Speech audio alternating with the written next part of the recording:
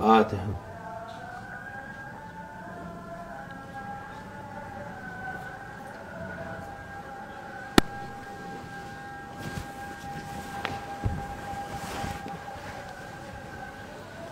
السلام عليكم. أعوذ بالله من الشيطان الرجيم. بسم الله الرحمن الرحيم. والصلاة والسلام على رسولنا محمد سيد الأولين والآخرين. مدد يا رسول الله، مدد يا سيد أصحاب رسول الله، مدد يا مشايخ المستور، وما شاء الله خير يا سيد محمد ناظر حقاني، مدد طريقتنا وهو الخير في الجمعية.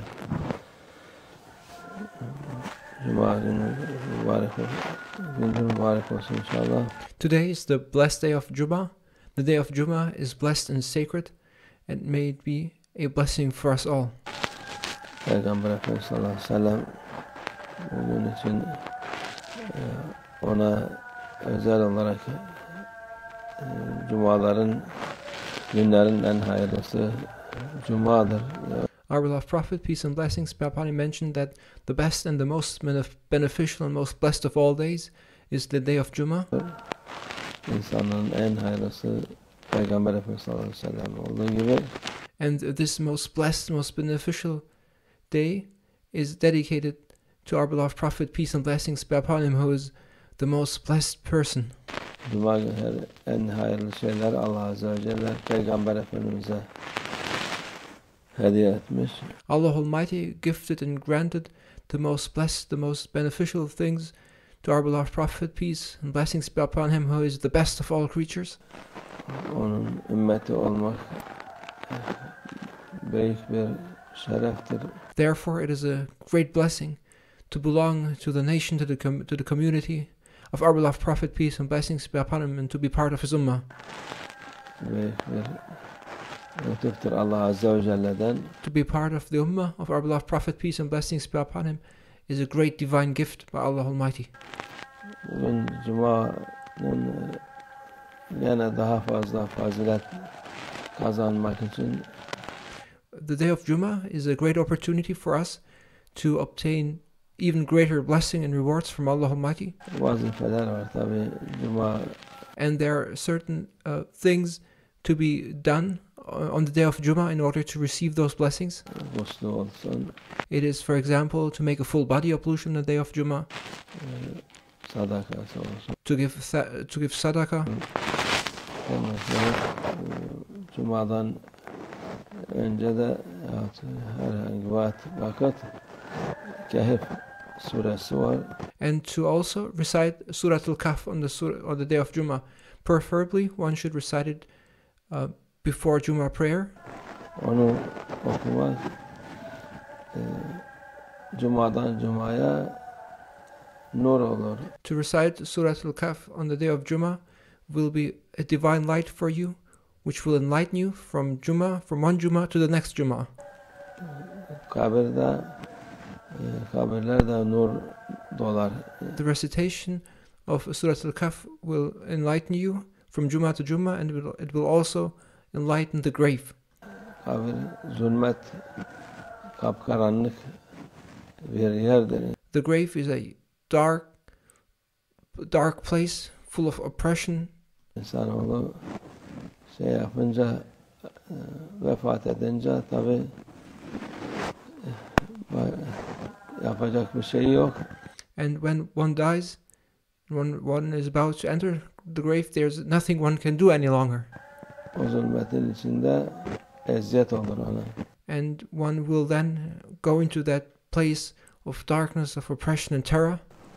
Kehf suresi okup dinlese o kabri nur olur. However, if one had listened or had recited Surat al-Kahf on the day of Jummah, that recitation would have turned into light in that grave. O zulmet, karanlık, kasvet kalmaz. And that terror and that darkness and oppression in the grave would have been lifted. Bu da Peygamber Efendimizin bize hediyelerinden birisidir. This is also one of the gifts and divine favors that have been granted to us through our beloved Prophet, peace and blessings be upon him. Kabir vahşet yeri, korku yeridir. The grave is a place of fear and terror. Ne kadar şey olsa insan, mümin, Müslüman olsa da gene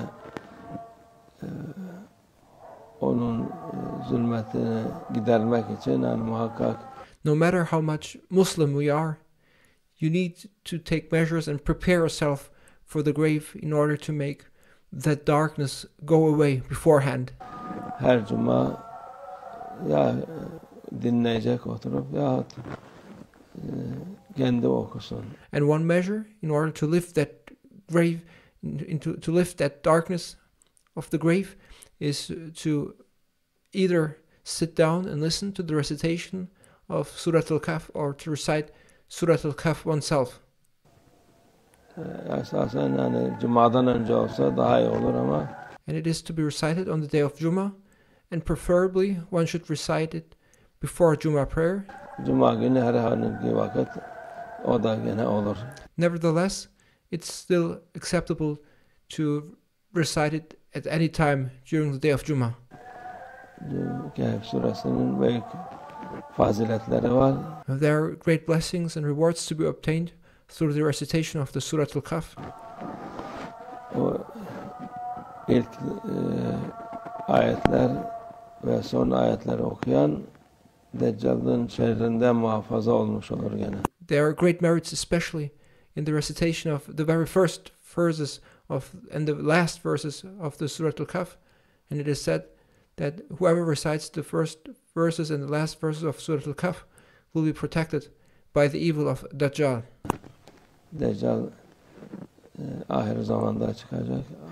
Dajjal will appear in the end of times, Ahir zamanda olduğumuz için and we now live in the end of times. Deccal'ın da çıkması kıyametin büyük işaretleridir. And the appearance of Dajjal is one of the great signs prior to the last day, the day of judgment. Ondan korunmak için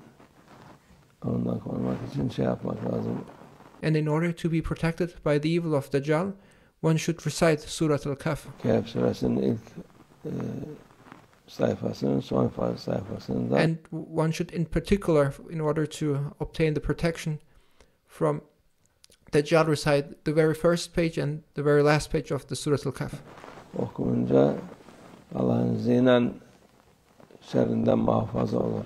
And through that recitation, with the permission of Allah Almighty, one will be protected by the evil of Dajjal. Deccal'ın şerri. Deccal'lar çoğaldı.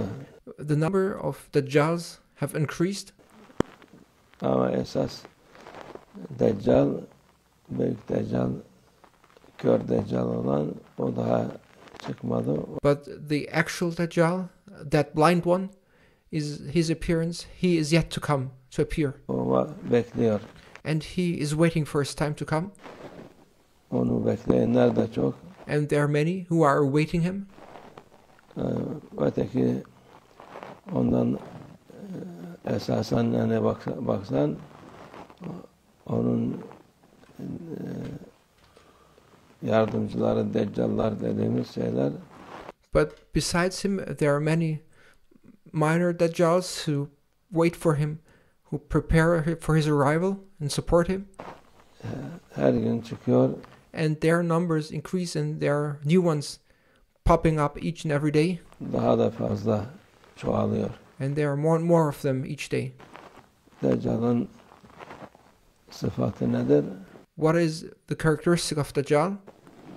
Kötülüğü iyilik gibi göstermek. He's the one who represents the good as if it were bad, İyiliği kötülük gibi göstermektir. and vice versa, and he represents the bad as if it were good. Allah muhafaza etsin şerlerinden. May Allah Almighty protect us from their evil. Onların bu kötü hallerinden bizi Allah muhafaza etsin. And may Allah Almighty protect us from the bad states they want to inflict upon us, and may Allah Almighty protect us from undergoing through their bad states, Çünkü onlar imana musallattır. because they are after your faith and they want to attack and steal your faith. Sen dinden imandan çıkarıp They want to make you leave and abandon your faith. Ateist yapmak, kafir yapmak They want to make you become a disbeliever, an atheist. isterler. Allah muhafaza etsin şerrinden. May Allah Almighty protect us from their evil. Bu dediğimiz usul onların şerrinden muhafaza edersin. And it is through the recitation of Surah Al-Kahf, and especially through the recitation of the very first verses and the last verses, that one will be protected from the evil of Dajjal. İnsanlara Allah yardım etsin inşallah. May Allah Almighty support and help us. Ve minallah tevfik. El-Fatiha.